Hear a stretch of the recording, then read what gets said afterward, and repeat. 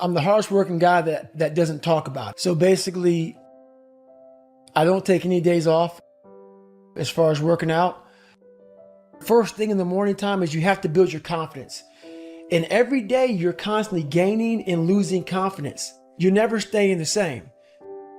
So how you build your confidence is if you like what you see in that mirror, that's how you start your day off. If you wake up and you look fat, you look out of shape, you're not feel good, which is, or you don't feel good inside. So my whole big thing is get up and work out, shed some calories, get the adrenals going, get the mind going, get all that going. Every day I run, every day I work out. A lot of people, what they do is they have these finish lines. And I have a saying that says, I don't stop when I'm tired, I stop when I'm done. When I was younger, I didn't have any goals. It's not really so much about goals, it's just a to-do list. And as a human being, if you don't have a to-do list, you're gonna sit back and just fade away. Your brain is the most powerful weapon in the world. If you can't control your own brain, you gotta tell your brain where you wanna go and how you wanna go and how you wanna get there. You gotta control it. If not, it's over. A good human being, a fulfilled human being, doesn't need to break anyone down. All they do is want to build you up. So anybody you meet that calls you out of your name, that bullies you, that messes you up, that makes you feel not lifted, they are dealing with something deep rooted. When you quit, your mind says we're done. So it doesn't expand. There's no expansion when you quit. When you say, this sucks, I'm drowning, I'm miserable, I'm suffering, I'm broken, but I'm not going anywhere. What happens to your mind, it says, he's not leaving. So we gotta expand, we gotta grow, we gotta figure this thing out. So then these compartments in your brain, they have to work. And then you start to engage parts of your mind that you never engaged before.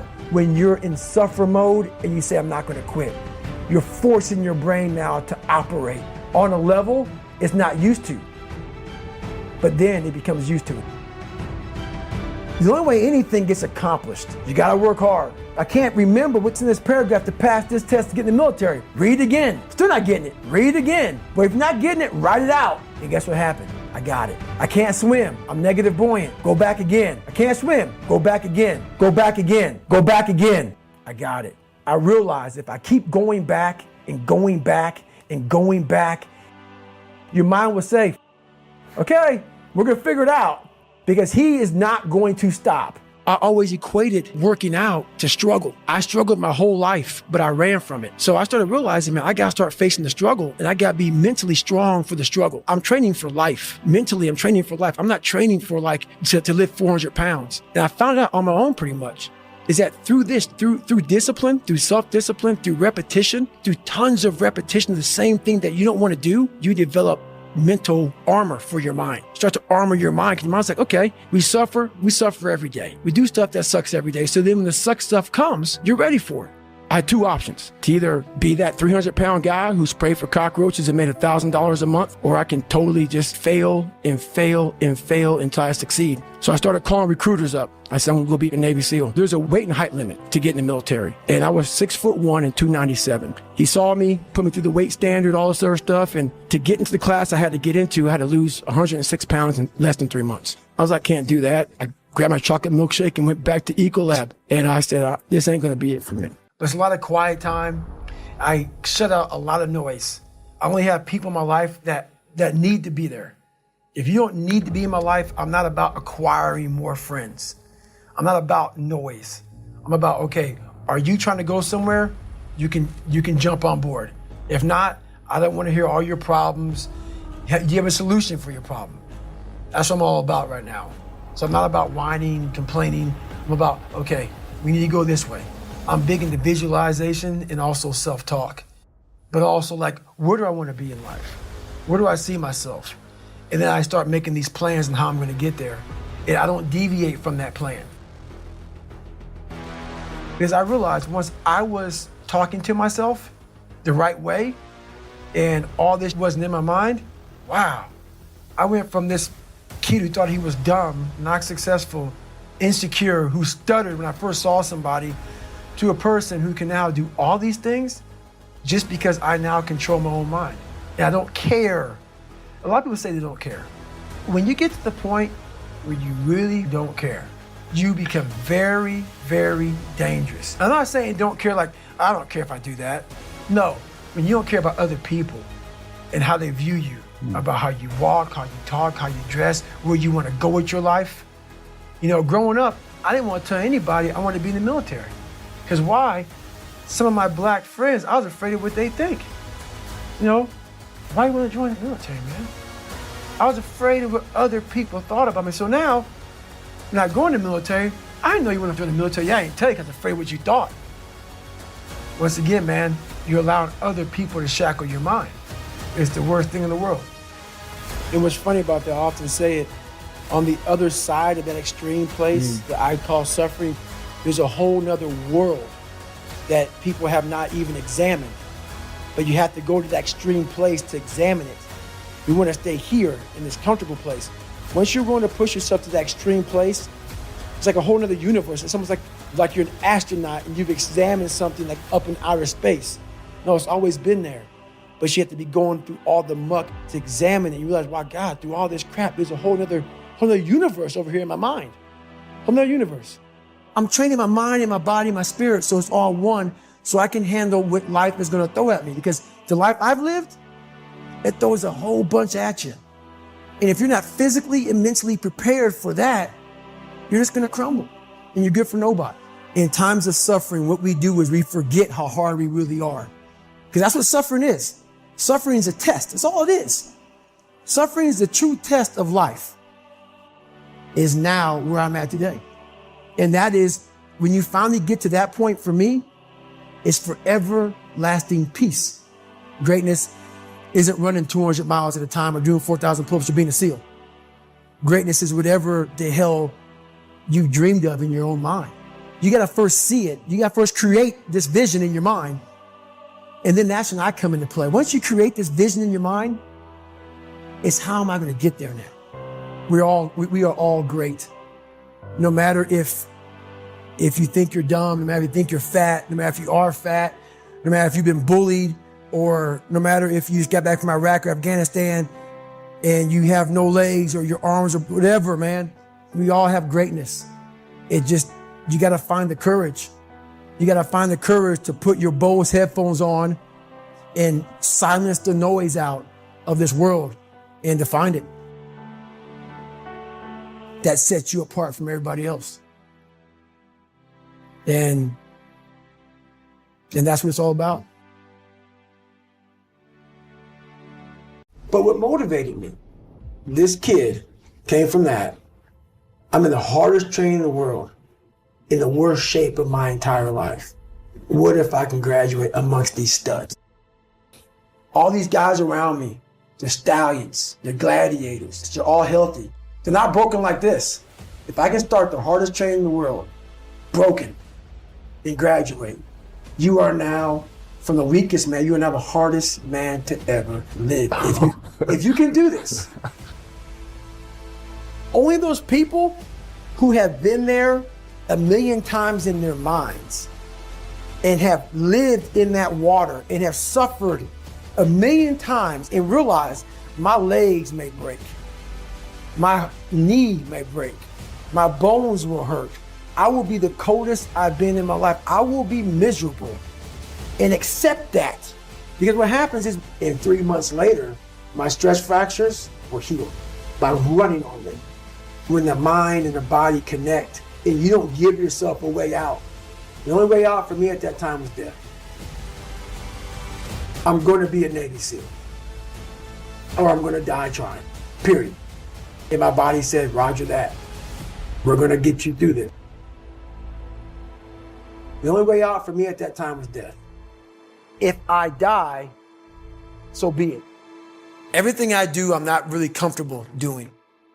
But if you choose, because if you're choosing to do something, you have two routes. You can go there and be a little weak person and get through barely, and that's your reputation.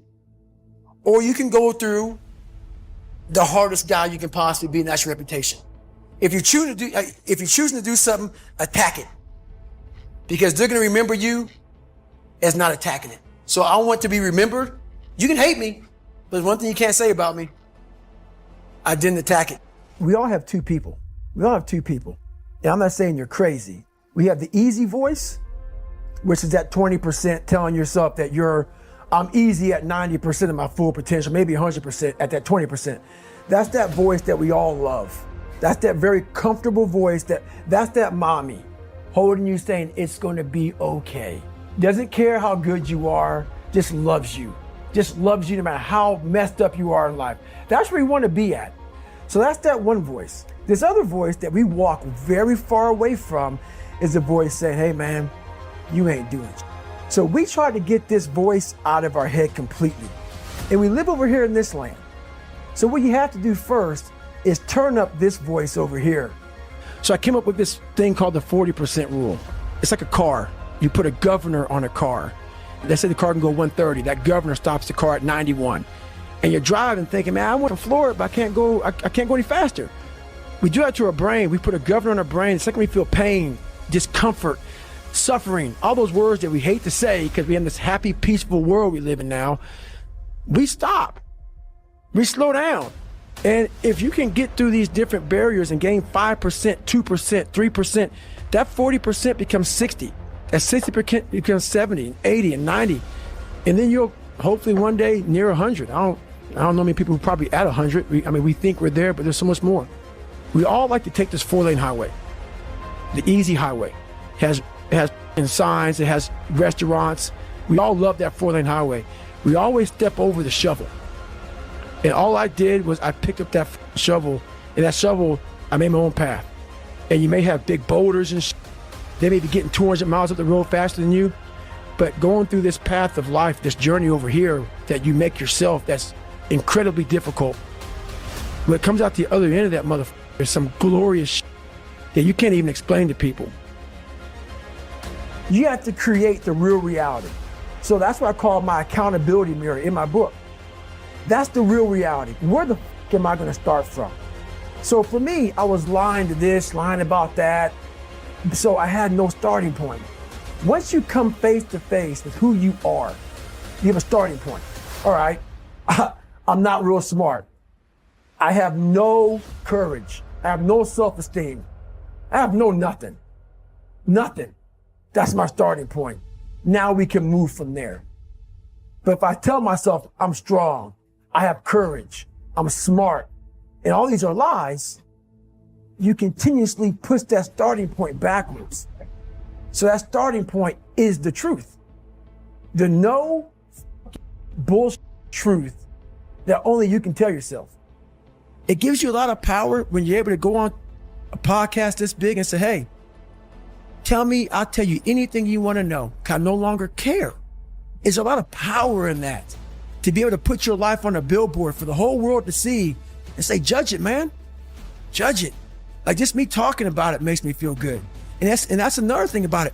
When you are willing to talk about how jacked up you are, the strength, that big rock that you carry, it just starts to come off you. It just starts to come off. That's why I do it so often. I'm like, hey man, I'll tell you anything you want to know. I'm tired of being afraid. I'm tired of not telling you, tired of lying about how good I'm not. I learned how to control my adrenals. If you know how you get that fight or flight response when you get to move real quick. Yeah. And I started learning the mind a lot, how to get myself jacked extremely fast, like in a horrible environment when everybody's miserable. I learned how to really find strength in the misery. When everybody's suffering, everybody's all poopy pants and their mentality's down and everything, I started just like, my God, this is where I shine. And I started using all that misery for tons and tons of drive and motivation to then lead people further. Because you can get a lot of power through misery. And once people see that, my God, Goggins is going, then everybody says, roger that. Let me get my shit and go too. Yeah, I started realizing that if you can just find strength just a little bit longer, you will have a crew of people following you along the way. The second you look at your phone, the second you turn the TV on, you're in a battle. I want to win the war in the morning. If you do something you don't want to do every morning, you're already giving yourself the proper self-talk to attack the people that don't like you, to attack your insecurities, to attack what the world's going to give you. I once had that mentality that no one understands what the I'm going through. And if you keep that mentality, you're going to stay in the same exact spot that you're in. Everybody's going through. So when people get this mentality of like, you don't understand me, you can throw a rock to someone that can understand you if they're willing to break themselves down and stop hiding. A lot of people understand you, but you got to stop hiding. And then this guy was in my mind. We suffer every day. It's what we do. We do stuff that sucks every day. So then when the suck stuff comes, you're ready for it. And that's how I started coming up. I just started being very uncomfortable. And now it's like just a way of life. What I realized is for me to become the man I wanted to become, I saw myself as the weakest person God ever created. But I never blamed God for anything he did to me. So I wanted to change that to be the hardest man ever created. Am I that? I don't know, but you had to have a goal. I want to be forever proud of who I was as a man and change who I used to be, the liar, the insecure guy. I want to be proud. If I died now, I want to look at myself and say, proud of myself. It's okay to be unhappy sometimes, man. It's okay to say, you know what, man, I'm f***ed up. So you got to go to the truth first. Who are you? Get really accountable and say, okay, who am I? What's the truth about me? Get to that dark place in your mind. Figure out. It may take months. It may take years. Figure out your purpose. Figure out what you want to be in life. I'm trying to find more of myself. And the only way I can find more is to silence the world out as much as I can because it's getting busier every day. It's getting faster. And the faster it gets, the more you are missing who the f*** you are. You have to go dark. You have to be quiet in your mind. Get away from people. We love being around people. We love talking. We love parties. We love all that. It's okay to be alone. It's also okay to be unhappy. It's okay to be unhappy sometimes, man. It's okay to say, you know what, man, I'm f***ed up. So you gotta go to the truth first. Who are you? Get really accountable and say, okay, who am I? What's the truth about me? But you have to go into those dark chambers that we often shut off, and you gotta open them up. You gotta open up and fight that fucking demon. Get in there, talk to that mother, say what's up. Get to that dark place in your mind. Figure out. It may take months, it may take years. Figure out your purpose. Figure out what you want to be in life. And then from there, okay, I have my purpose. It's easier to accept the fact that I'm just not good enough. I wasn't made to do that. And yeah, some of us can't be LeBron fucking James.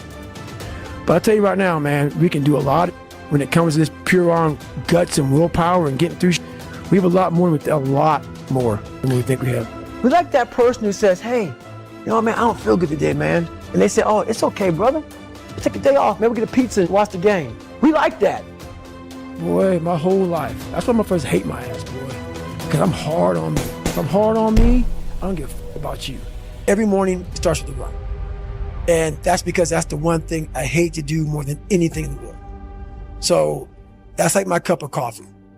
And I'm all about armoring yourself. So the second you leave your house, and the second you open your phone, the second you do any of that shit, you are now letting in poison and cancer. So I make sure a lot of things you can't avoid. So as I get up, I start to armor plate my mind and body. And discipline is good too. But without a clear headspace, there's no discipline. What do you mean? So let's say we have a circuit breaker, okay? And I'm loading everything up to one circuit. Just load it up. It's gonna blow. And once that thing blows, man, the circuit's all f***ed up. You gotta have each thing plugged into the right spot, like a crowded garage.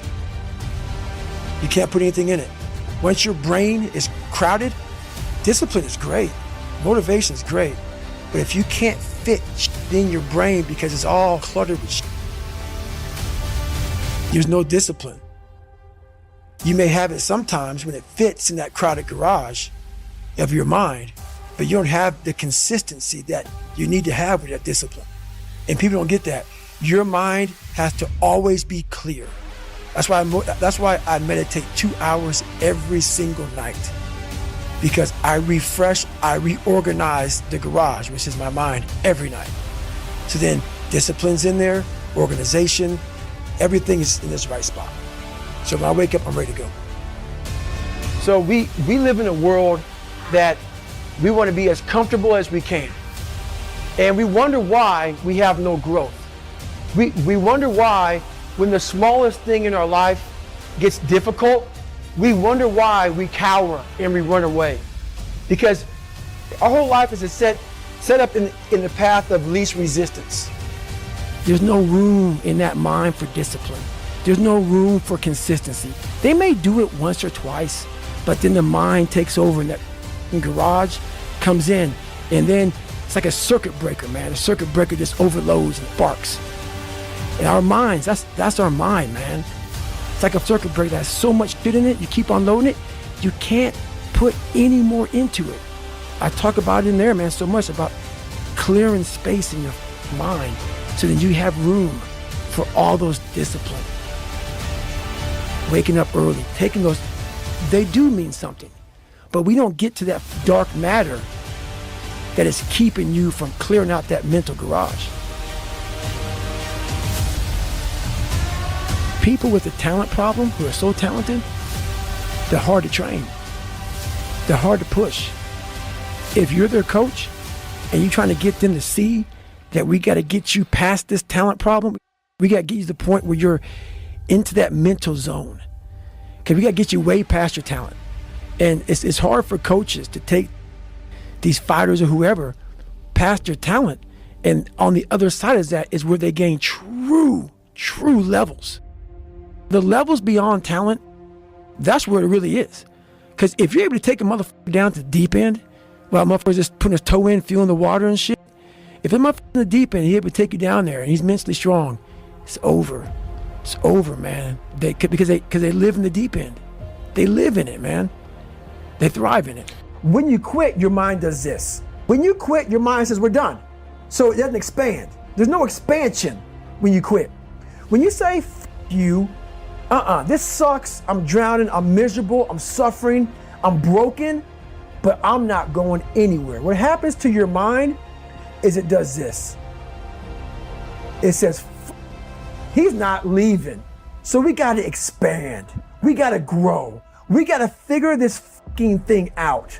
And then you start to engage parts of your mind that you never engaged before. You're forcing your brain now to operate on a level it's not used to.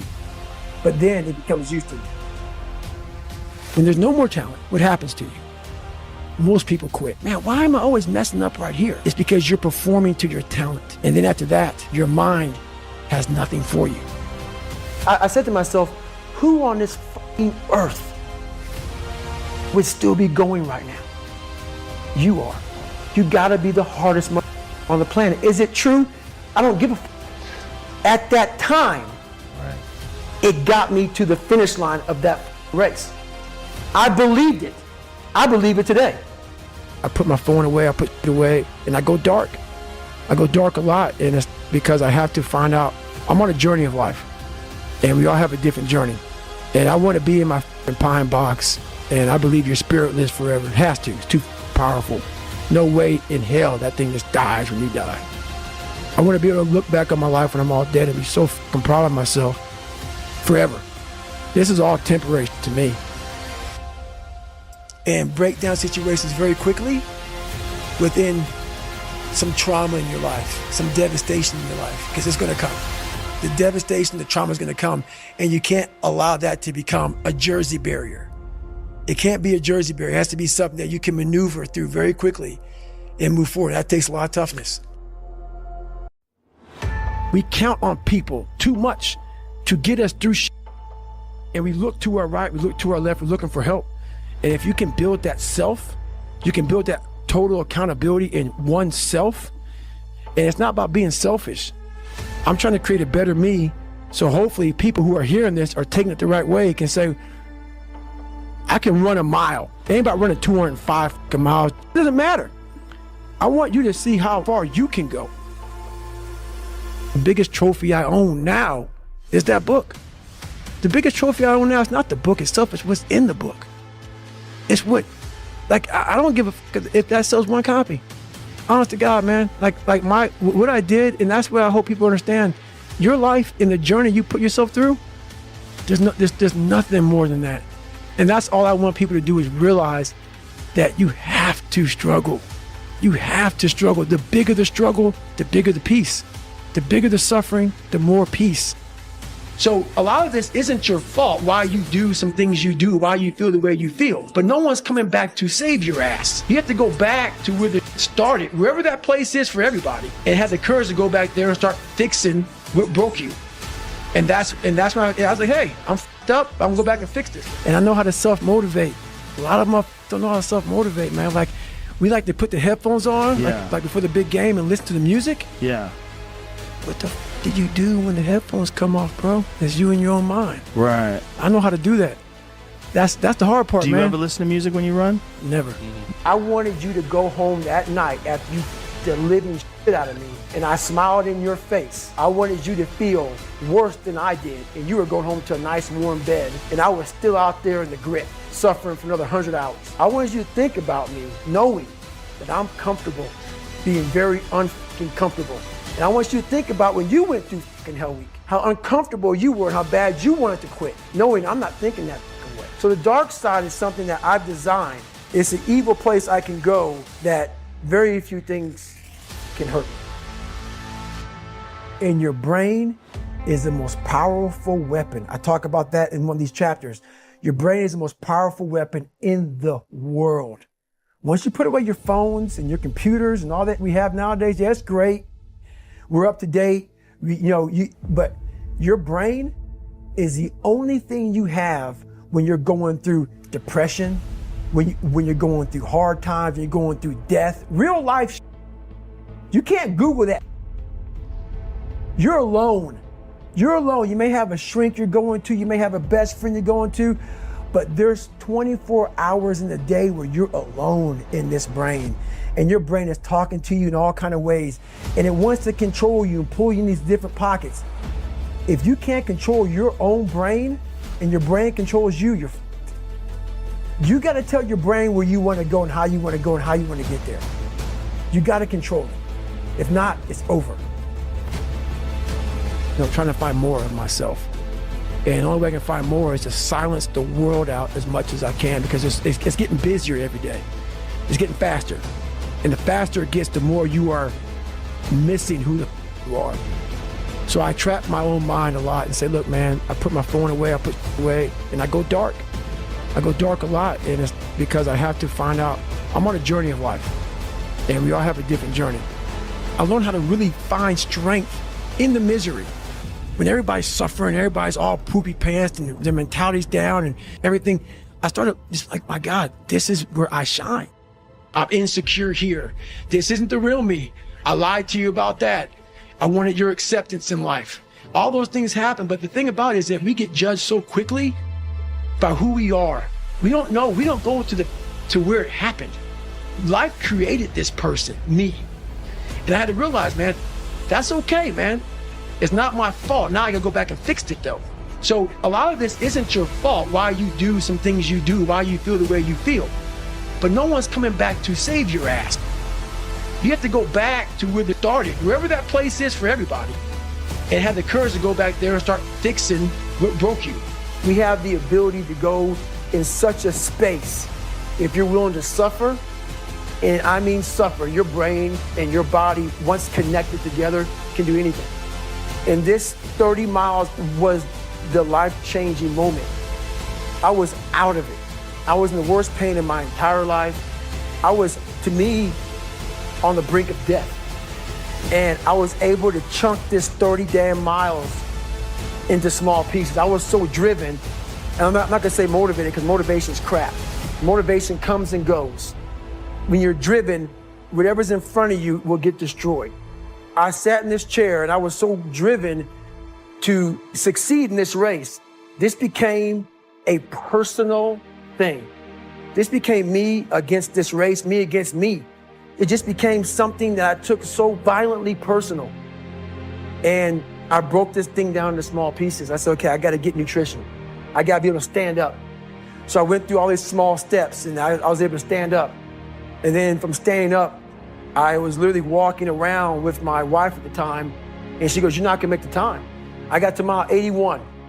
And the second she said that I'm not going to make the time, I ran the last 19 miles nonstop.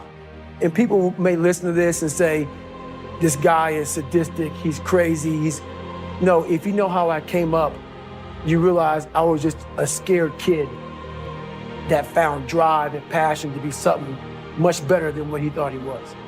I have to become someone in this world, or I'm no good for anybody. It comes from a disgusting place of not being fulfilled in your life, of afraid of dying, having never accomplished anything.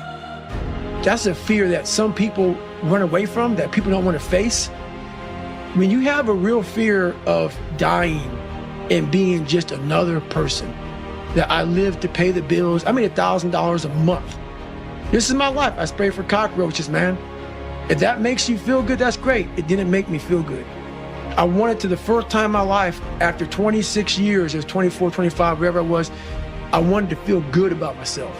Greatness is whatever the hell you dreamed of in your own mind. You gotta first see it. You gotta first create this vision in your mind. Once you create this vision in your mind, it's how am I gonna get there? But you've got to go inside yourself to find it. And that means you gotta be quiet. Shut the fuck up, go in a room, stop talking, search your soul, search your mind, search your abilities, and you'll find it. But if you're not looking for it, you won't find it. So you gotta go start your journey. And the journey starts with you finding, why the hell am I here on this planet Earth? Why am I here? And if you don't know that, you will live the rest of your life searching, always asking the question, why? Everything I didn't want to do is what got me to where I'm at today. It's about what you're saying to yourself, but it also comes with work. So whenever I was getting beat down, physically, mentally, spiritually, whatever I was going through, just saying, you can't hurt me. I had this haunting voice in the back of my head. A lot of us have it. We just ignore it. And it was there for years. So I knew in the back of my mind that I could pull off this whatever.